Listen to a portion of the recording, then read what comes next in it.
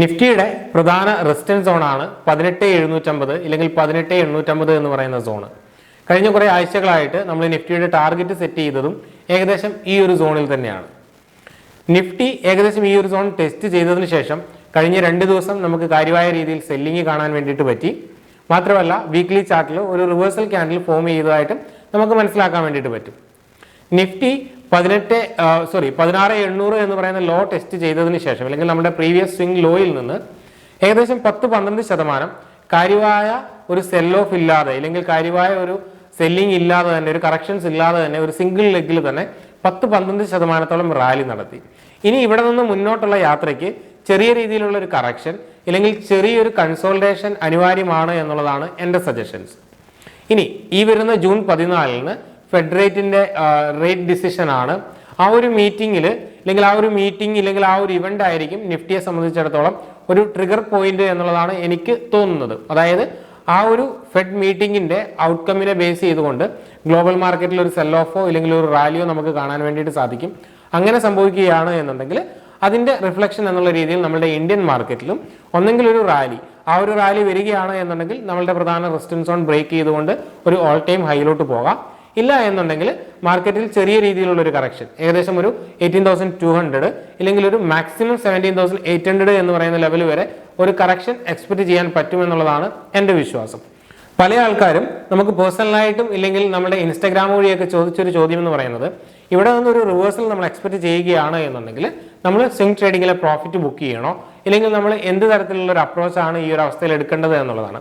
എൻ്റെ സജഷൻ എന്ന് പറയുന്നത് എല്ലാ ആഴ്ചത്തെയും വീഡിയോയിൽ ഞാൻ പറയുന്ന പോലെ തന്നെ പ്രോപ്പർ ആയിട്ടുള്ള ഒരു പൊസിഷൻ സൈസിങ്ങോട് കൂടിയാണ് നിങ്ങൾ എൻട്രി എടുത്തിട്ടുള്ളത് എന്നുണ്ടെങ്കിൽ നമുക്ക് ധൈര്യത്തിൽ ആ ഒരു സ്റ്റോക്ക് ഹോൾഡ് ചെയ്യാം വിത്ത് പ്രോപ്പർ സ്റ്റോപ്പ് ലോസ്.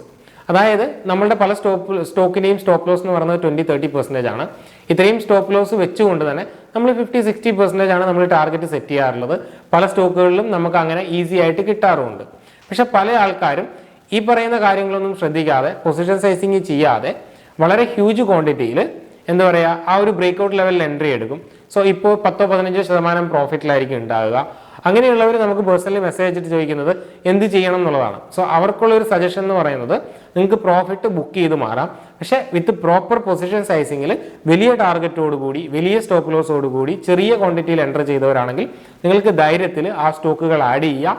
അതിനോടൊപ്പം തന്നെ ഇനി വരുന്ന ഡിപ്പ് മാർക്കറ്റിൽ ഒരു സെല്ലിംഗ് വരികയാണ് എന്നുണ്ടെങ്കിൽ ക്വാളിറ്റി സ്റ്റോക്കുകൾ ആഡ് ചെയ്തുകൊണ്ട് ഇതൊരു ഓപ്പർച്യൂണിറ്റി ആയിട്ട് കൺസിഡർ ചെയ്യുകയാണ് വേണ്ടത്. സോ അതിന് പറ്റിയ സ്റ്റോക്കുകളൊക്കെ നമുക്ക് വീഡിയോയിൽ ഡിസ്കസ് ചെയ്യാം. അതിനോടൊപ്പം തന്നെ ഈ ഒരു ആഴ്ചയിൽ നമുക്ക് ബ്രേക്ക്ഔട്ട് ട്രേഡിങ്ങിന് അല്ലെങ്കിൽ നമുക്ക് കൺസിഡർ ചെയ്യാൻ പറ്റിയിട്ടുള്ള ബ്രേക്ക്ഔട്ട് ചാർട്ടുകൾ ഏതൊക്കെയാണോ എന്നുള്ളത് കൂടി പരിശോധിക്കാം.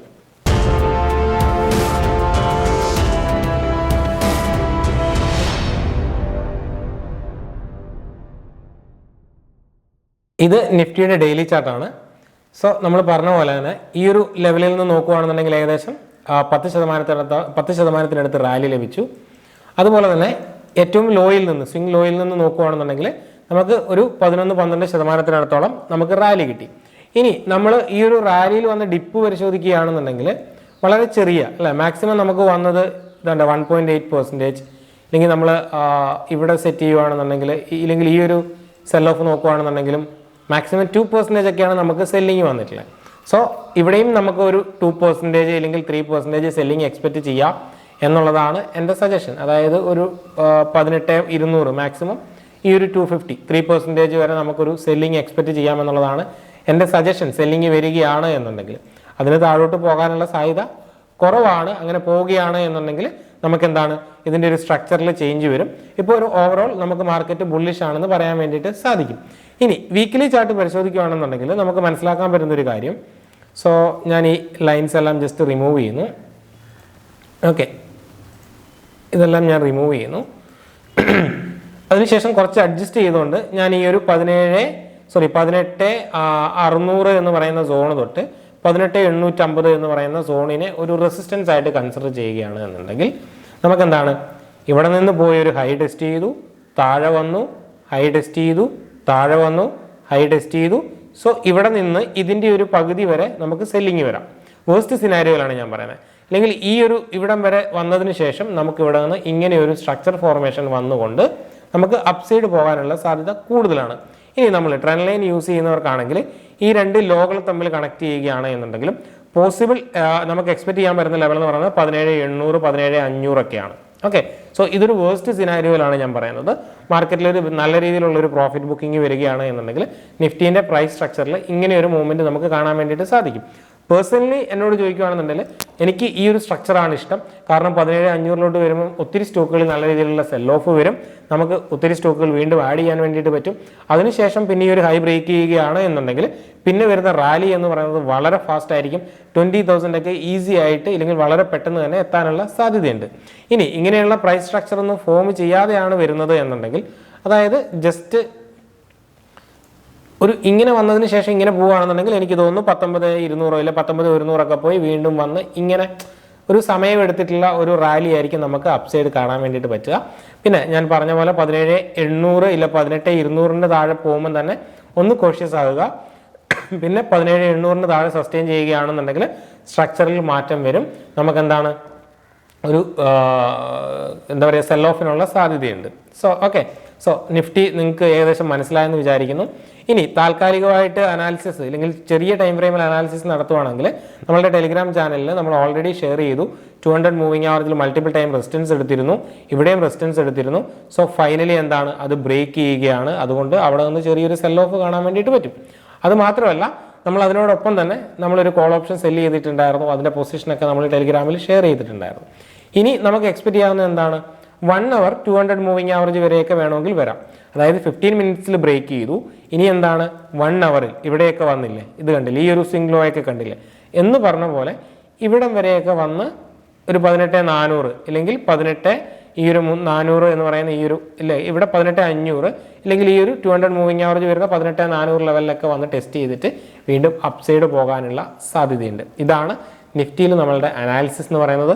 1 അവറിലും ഈ ഒരു ലെവലിന് താഴെ സസ്റ്റെയിൻ ചെയ്യുകയാണെന്നുണ്ടെങ്കിൽ ജസ്റ്റ് കോഷ്യസ് ആകുക. അതായത് ഫ്രഷ് പൊസിഷനൊക്കെ ആഡ് ചെയ്യുമ്പോൾ ക്വാണ്ടിറ്റി കുറച്ചുകൊണ്ടൊക്കെ എൻ്റർ ചെയ്യാൻ വേണ്ടിയിട്ട് ശ്രമിക്കുക.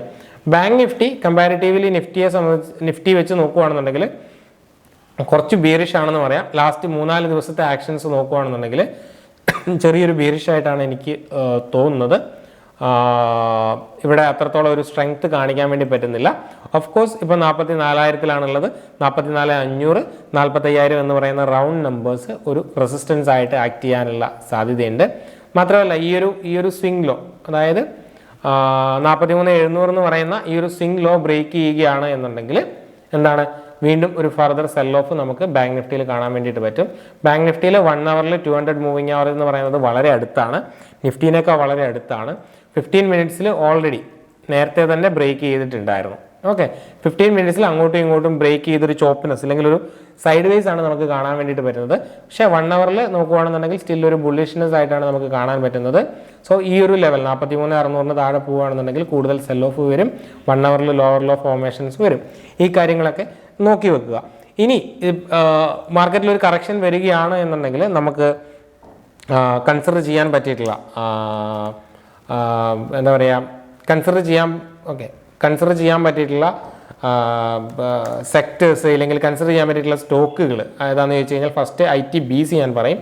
ITBCൻ്റെ വീക്ക്ലി ചാർട്ട് നമ്മൾ എടുക്കുകയാണെന്നുണ്ടെങ്കിൽ എന്താണ്, ഇവിടെ കാര്യമായിട്ടുള്ളൊരു സൈഡ് വേസിലാണ് ITBs ഉള്ളത്. ഓക്കെ, ഞാൻ ഇൻഫോസിസിൻ്റെ ചാർട്ട് എടുക്കാം കുറച്ചും കൂടെ മനസ്സിലാക്കാനുള്ള എളുപ്പത്തിന്. ഓക്കെ, ഇൻഫിൻ്റെ ചാർട്ട് എടുക്കുന്നു. ഇൻഫിൻ്റെ ചാർട്ട് എടുത്തിട്ട് ഞാൻ വീക്ക്ലിയിലോട്ട് പോവുകയാണ്. ഡ്രോയിങ്സ് ഒക്കെ റിമൂവ് ചെയ്യുന്നു. ഓക്കെ, ഇതിൽ ഞാൻ എന്നിട്ട് ജസ്റ്റ് ഒന്ന് ഫിബൊനാച്ചി ആഡ് ചെയ്യുകയാണെന്നുണ്ടെങ്കിൽ Fibonacci retracement fib channel. Okay, so ഞാൻ ലാസ്റ്റ് സ്വിംഗ് ലോ, അതായത് കൊറോണയുടെ സമയത്ത് വന്ന ആ ഒരു സ്വിംഗ് ലോയിൽ നിന്ന് ഹൈ കണക്ട് ചെയ്യുകയാണെന്നുണ്ടെങ്കിൽ, ഓക്കെ, ഹൈ കണക്ട് ചെയ്യുകയാണെന്നുണ്ടെങ്കിൽ എന്താണ്, ഏകദേശം ഇപ്പോഴുള്ളത് എന്താണ്, ഈ ഒരു 50% റീട്രേസ്മെൻറ്റ് ലെവലിലാണ്. സോ കൊറോണയ്ക്ക് ശേഷം ഇവിടെ നിന്ന് ഇത്രയും റാലി നടത്തിയിട്ട് 50% കറക്റ്റ് ചെയ്തിട്ടാണുള്ളത്. ഇനി വരുന്ന ദിവസങ്ങളിൽ നമുക്കെന്താണ് വീണ്ടും സെൽ ഓഫ് വരികയാണ്. ഈ ഒരു 0.61 എന്ന് പറയുന്ന ലെവലിലോട്ട് നമുക്കൊരു റീട്രേസ്മെൻറ്റ് ലഭിക്കുകയാണ് എന്നുണ്ടെങ്കിൽ എനിക്ക് തോന്നുന്നു 60% റീട്രേസ്മെൻറ്റ് ഇല്ല 61% റീട്രേസ്മെൻറ്റ് എന്ന് പറയുന്നത് ഒരു സെക്ടറിൽ നമുക്ക് ഒരു ഫ്രഷ് എൻട്രി എടുക്കാനുള്ള ഒരു പോസിബിൾ ആയിട്ടുള്ള ഒരു ലെവൽ തന്നെയാണ്. സോ അതുകൊണ്ട് ആ സമയത്ത് നിങ്ങൾക്ക് ITBസോ ഇല്ലെങ്കിൽ ഇൻഫോസിസ് പോലുള്ള ക്വാളിറ്റി ഷെയറുകൾ നിങ്ങൾക്ക് കൺസിഡർ ചെയ്യാവുന്നതാണ്. ഇനി അതിൻ്റെ കൂടെ ആഡ് ചെയ്യാൻ പറ്റിയിട്ടുള്ള സ്റ്റോക്കുകളുടെ ലിസ്റ്റ് പെട്ടെന്ന് പറഞ്ഞു പോവാം. ആപ്ടെക് നമ്മൾ പറഞ്ഞിട്ടുള്ള സ്റ്റോക്കാണ്. ബ്രേക്ക്ഔട്ട് ലെവൽ ഈ ഹൈയിൽ കഴിഞ്ഞ ആഴ്ചകളിലൊക്കെ നമ്മൾ പറഞ്ഞു കയറി മേടിക്കരുത്, റീട്രേസ്മെൻറ്റിന് വേണ്ടി വെയിറ്റ് ചെയ്യുക. സോ 593 നിന്ന് ഏകദേശം 500 എന്ന് പറയുന്ന ലെവലിലോട്ട് കറക്റ്റായി ഏകദേശം 10-15% കറക്ഷൻ വന്നിട്ടുണ്ട്. സോ ഇനിയൊരു സെല്ലിങ്ങും കൂടെ വരുവാണെന്നുണ്ടെങ്കിൽ ഈ ഒരു 450 ലെവലിൽ നമുക്ക് കിട്ടാനുള്ള സാധ്യത കൂടുതലാണ്. കിട്ടുകയാണ് എന്നുണ്ടെങ്കിൽ ആഡ് ചെയ്യാൻ വേണ്ടിയിട്ട് ശ്രമിക്കുക. മാത്രമല്ല നിങ്ങൾ അതിൽ റിവേഴ്സൽ ക്യാൻഡലിൽ കൺഫർമേഷനും നടത്തണം. അടുത്ത സ്റ്റോക്ക് എന്ന് പറയുന്നത് ജിൻഡാൽ സോയ ആണ്. മന്ത്ലി ചാർട്ട് നോക്കുകയാണെന്നുണ്ടെങ്കിൽ വളരെ നല്ലൊരു ബ്രേക്ക്ഔട്ട് ആയിരുന്നു നടന്നിട്ടുള്ളത്. ബ്രേക്ക്ഔട്ട് ചെയ്തതിന് ശേഷം ഇവിടെ കാര്യമായിട്ടുള്ള സെൽ ഓഫ് ഒന്നും നമുക്ക് കാണാൻ പറ്റുന്നില്ല വീക്ക്ലി ചാർട്ട് നോക്കുകയാണെന്നുണ്ടെങ്കിൽ. സോ നിങ്ങൾക്ക് ഇതിൻ്റെ മുകളിൽ എനിക്ക് തോന്നുന്നു ഫ്രഷ് എൻട്രി കൺസിഡർ ചെയ്യാം. മാത്രമല്ല വരുന്ന ദിവസങ്ങളിൽ സെൽ ഓഫിൻ്റെ ഭാഗമായി ഇവിടെ ഒരു സെല്ലിങ് ഈ ഒരു ഹൈ ബ്രേക്ക് ചെയ്യുന്നില്ല, പകരം ഇങ്ങോട്ട് വരികയാണെന്നുണ്ടെങ്കിൽ 200 ലെവലിൽ നിങ്ങൾക്ക് എന്തെങ്കിലും ഒരു റിവേഴ്സൽ പാറ്റേൺ കിട്ടുകയാണ് എന്നുണ്ടെങ്കിൽ ജിൻഡാൽ സോയിലും നിങ്ങൾക്ക് ആഡ് ചെയ്യുന്നതിനെക്കുറിച്ച് ചിന്തിക്കാം. അതുപോലെ തന്നെ നമുക്ക് മനാക്സിയ നമ്മൾ കഴിഞ്ഞ ദിവസങ്ങളിൽ പറഞ്ഞതാണ്. മനാക്സിയ അതിനുശേഷം നല്ല രീതിയിൽ റാലി നടത്തി. സോ മനാക്സിയയിൽ ഒരു റീട്രേസ്മെൻറ്റിന് വരികയാണെങ്കിൽ ഒരു റീടെസ്റ്റിന് വരികയാണ് എന്നുണ്ടെങ്കിൽ നിങ്ങൾക്ക് മനാക്സിയ ലിമിറ്റഡ് കൺസിഡർ ചെയ്യാവുന്നതാണ്. അതുപോലെ തന്നെ പി എഫ് സി നമ്മൾ 170 ലെവലിൽ പറഞ്ഞതാണ്. അവിടെ നിന്ന് വളരെ ബ്യൂട്ടിഫുൾ ആയിട്ട് റാലി നടത്തുന്നു. ഏകദേശം 10-20% ഇല്ലെങ്കിൽ അതിനടുപ്പിച്ച് ഒരു എന്താ പറയുക ഒരു മൂവ്മെൻറ്റ്സ് തന്നിട്ടുണ്ട്. ഫർദർ ഈ ഒരു പവർ സെക്ടറിൽ ഞാൻ എക്സ്പെക്റ്റ് ചെയ്യുന്നു. സോ ഇതിലൊരു ഡിപ്പ് വരുവാണെന്നുണ്ടെങ്കിൽ നിങ്ങൾക്ക് കൺസിഡർ ചെയ്യാവുന്നതാണ്. അതേപോലെ തന്നെ ടാറ്റ മോട്ടോർ ഞാൻ അധികം ഡിസ്കസ് ചെയ്യാത്തൊരു സ്റ്റോക്കാണ്. പണ്ട് ഈ ഒരു ലെവലിൽ ഞാൻ പറഞ്ഞതേ ഉള്ളൂ. പക്ഷേ എൻ്റെ സജഷൻ എന്ന് പറയുന്നത് ഈ ഒരു ലെവൽ ബ്രേക്ക് ചെയ്യുകയാണ് എന്നുണ്ടെങ്കിൽ ടാറ്റ മോട്ടോഴ്സിൽ നല്ലൊരു റാലി വരാനുള്ള സാധ്യതയുണ്ട്. സോ ഈ ഒരു ലെവൽ ക്രോസ് ചെയ്യുന്നതിന് വേണ്ടി വെയിറ്റ് ചെയ്യുക. ഇല്ലെങ്കിൽ ഇവിടുന്ന് ഒരു ഡിപ്പ് കിട്ടുമ്പോൾ നിങ്ങൾക്ക് വീണ്ടും ആഡ് ചെയ്യാവുന്നതാണ്. അതായത് ടാറ്റ മോട്ടോഴ്സ് ഒറ്റയ്ക്ക് വീഴുമ്പോഴല്ല, മാർക്കറ്റിൻ്റെ ഭാഗമായിട്ട് വീഴുകയാണ് എന്നുണ്ടെങ്കിൽ നിങ്ങൾക്ക് എന്ത് ചെയ്യാം, ഈ ഒരു സ്റ്റോക്ക് കൺസിഡർ ചെയ്യാവുന്നതാണ്. ഇനി നമുക്ക് അടുത്ത ഒരു സ്റ്റോക്കാണ് മാക്സ് ഹെൽത്ത്. നമ്മൾ കഴിഞ്ഞ ആഴ്ച ഇല്ലെങ്കിൽ എല്ലാ ആഴ്ചയും ഡിസ്കസ് ചെയ്ത സ്റ്റോക്കുകളാണ്. ഇതൊരു ക്വാളിറ്റി സ്റ്റോക്കാണെന്നാണ് എൻ്റെ വിശ്വാസം. സോ ഇതിലൊരു ഡിപ്പ് കിട്ടുകയാണ് എന്നുണ്ടെങ്കിൽ നിങ്ങൾക്ക് എന്താണ് ഒരു ബൈയിങ്ങിന് കൺസിഡർ ചെയ്യാവുന്നതാണ്. ഓക്കെ, സോ ഇത്രയും സ്റ്റോക്കുകളാണ് മാർക്കറ്റിൽ ഒരു കറക്ഷൻ വരികയാണെന്നുണ്ടെങ്കിൽ നിങ്ങൾക്ക് ഒരു ഡിപ്പിൽ ആഡ് ചെയ്യാൻ വേണ്ടിയിട്ട് ഞാൻ സെലക്ട് ചെയ്ത് വെച്ചിട്ടുള്ളത്. ഇനി നമ്മൾ ഓവറോൾ നോക്കുകയാണെന്നുണ്ടെങ്കിൽ നമുക്കൊരു ഷുഗർ സെക്ടറിൽ, അതായത് ഈ ആഴ്ച നമുക്ക് കൺസിഡർ ചെയ്യാൻ പറ്റിയ സ്റ്റോക്കുകൾ നോക്കുകയാണെന്നുണ്ടെങ്കിൽ ഷുഗർ സെക്ടറിൽ നമുക്ക് നല്ല രീതിയിലുള്ള ഒരു എന്താ പറയുക ഒരു റാലി ഇല്ലെങ്കിൽ ഒരു ബ്രേക്ക്ഔട്ട് സ്ട്രക്ചർ ക്രിയേറ്റ് ചെയ്യുന്നതായിട്ട് കാണാൻ പറ്റും. സോ ഈ ഒരു മഗാത്ത് ഈ ഒരു ഷുഗർ നോക്കുകയാണെന്നുണ്ടെങ്കിലും ഏകദേശം ഒരു ബ്രേക്ക്ഔട്ട് പോയിന്റിലാണ് ഉള്ളത്. ഓക്കെ, ബ്രേക്ക്ഔട്ട് പോയിന്റിലാണുള്ളത്. പിന്നെ ഈ സ്റ്റോക്കുകളൊക്കെ പറയുന്നത് ഞാനൊരു സ്റ്റഡി പർപ്പസ് എന്നുള്ള ഉദ്ദേശത്തിലാണ്, അല്ലാതെ ടിപ്സ് അല്ല. നിങ്ങൾ സ്വന്തം റിസർച്ച് നടത്തിയിട്ട് മേടിക്കാൻ വേണ്ടിയിട്ട് ശ്രമിക്കുക. ഓക്കെ, സോ ഇവിടെ നിന്ന് എന്താണ് ഒരു ഹയർ ഹൈ ഫോർമേഷൻ വരുന്നുണ്ട്. മാത്രമല്ല ഇതൊരു ബ്രേക്ക്ഔട്ട് പോയിന്റ് ആണ്. മാത്രമല്ല ഓവറോൾ ഈ ഒരു സെക്ടറിൽ നമുക്ക് ഒരു റാലിക്കുള്ള സാധ്യതയുണ്ട്. അതേപോലെ തന്നെ ആ കൂട്ടത്തിലുള്ള ഷെയറാണ് ഉത്തം ഷുഗർ എന്ന് പറഞ്ഞിട്ടുള്ളത്. ഉത്തം ഷുഗറും ഇതേപോലെ എന്താണ് നമുക്ക് മന്ത്ലി ചാർട്ടിൽ നമ്മൾ വീക്ക്ലി ചാർട്ടിലോട്ട് പോവുകയാണെങ്കിൽ ഈ ഒരു പോയിന്റ് ഒരു ബ്രേക്ക്ഔട്ട് പോയിന്റ് ആണ്. ഇതൊരു ബ്രേക്ക്ഔട്ട് പോയിന്റ് ആണ്. സോ ഈ ഒരു ലെവലിൽ നിങ്ങൾക്ക് കൺസിഡർ ചെയ്യാവുന്നതാണ് ഉത്തം ഷുഗർ. അതേപോലെ തന്നെ നമ്മൾ ധാംപൂർ ഷുഗർ നോക്കുകയാണെന്നുണ്ടെങ്കിലും ഇവിടെ എന്താണ് വീക്ക്ലി ചാർട്ടിൽ നമുക്ക് ഇവിടെ ഒരു റിവേഴ്സൽ കാണാൻ വേണ്ടിയിട്ട് പറ്റും അല്ലേ. അപ്പോൾ എന്ന് വെച്ച് കഴിഞ്ഞാൽ പറഞ്ഞു വരുന്നത് സിമ്പിളാണ്, ഷുഗർ സെക്ടറിൽ ഒരു റിവേഴ്സൽ ഉണ്ട്. അതുകൊണ്ട് തന്നെ നിങ്ങൾക്ക് ഷുഗർ സെക്ടർ കൺസിഡർ ചെയ്യാം. അതിൻ്റെ ഉള്ളിൽ ഞാൻ 2-3 സ്റ്റോക്കുകൾ നിങ്ങൾക്ക് പരിചയപ്പെടുത്തി. ഇതിൽ ഏത് സ്റ്റോക്ക് വേണമെന്നുള്ളത് നിങ്ങൾ സ്വയം കുറച്ച് മനസ്സിലാക്കാൻ വേണ്ടിയിട്ട് ശ്രമിക്കുക.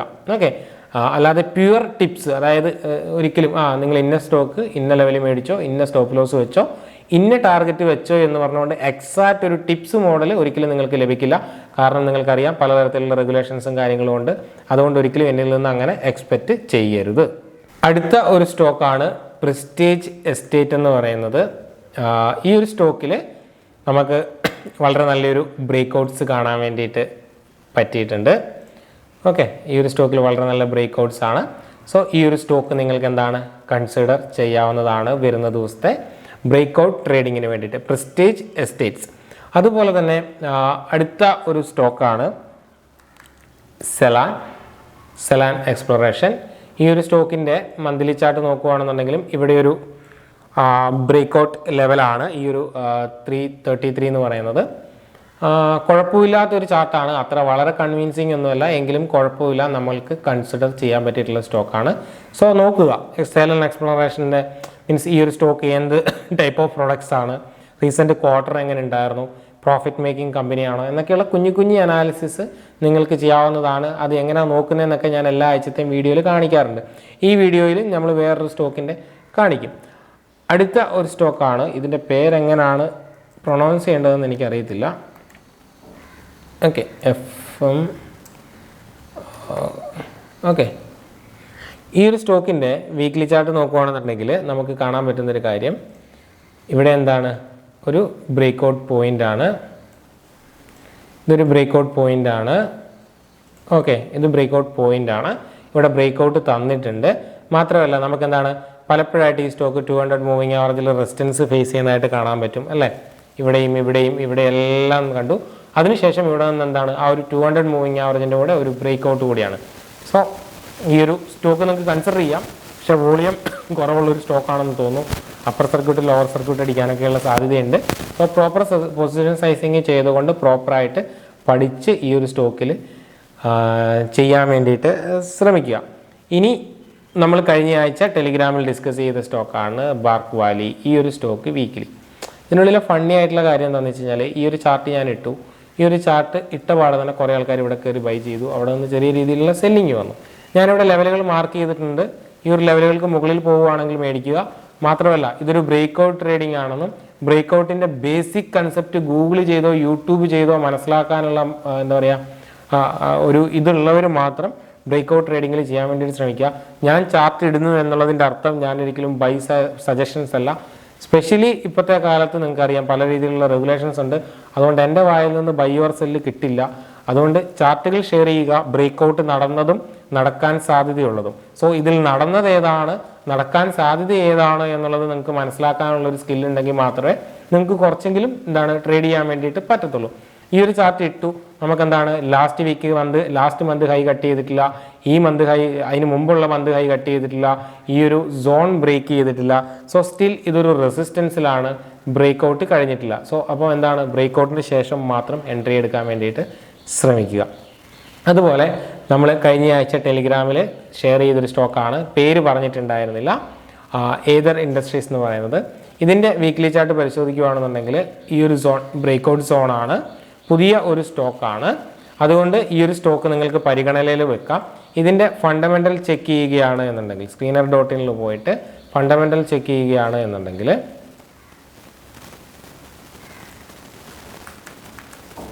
എനിക്ക് ഫണ്ടമെൻ്റൽ അത്രത്തോളം നോക്കാൻ അറിയില്ല. ഞാൻ ബേസിക്കലി നോക്കുന്ന ROE ROCE കാര്യങ്ങളൊക്കെ പോസിറ്റീവാണ്, വലിയ രീതിയിലുള്ള ഡെപ്റ്റ് ഇല്ല. മാത്രമല്ല ഇൻഡസ്ട്രി പിയും സ്റ്റോക്കിൻ്റെ പിയും കമ്പയർ ചെയ്യുമ്പം വലിയ വ്യത്യാസമാണ് കാണുന്നത്.